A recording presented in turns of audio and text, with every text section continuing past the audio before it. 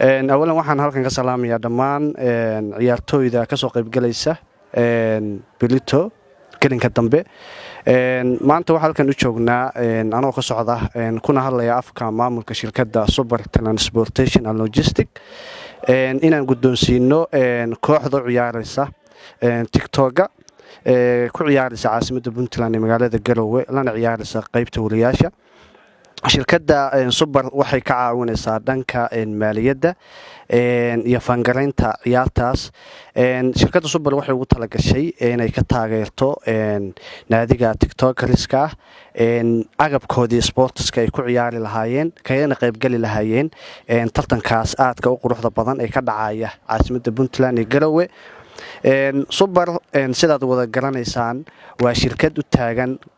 transportationka u kala gudbinta dadka gobolada dalka iyo dibadda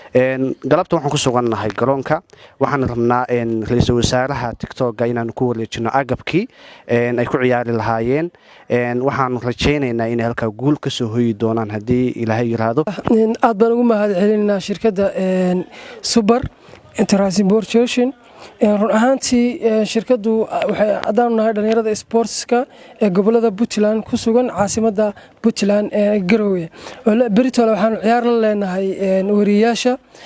sidaa daraadeed waxaan u baahanay maalgelin hadii ay tahay kabihii sharabaadadii iyo dhammaan dreeskii oo dhan intaasna waxaa naga caawisay shirkadda Super aad baan ugu mahadcelinaynaa shirkaddu ma aha markii koowaad ay garab istaagto dhalinyarada sportska iyadoo hadda ka hor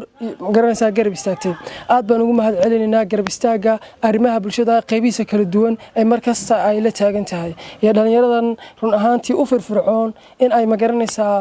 dhalinyaradooda qanciyaan aad baan uga mahadcelinaynaa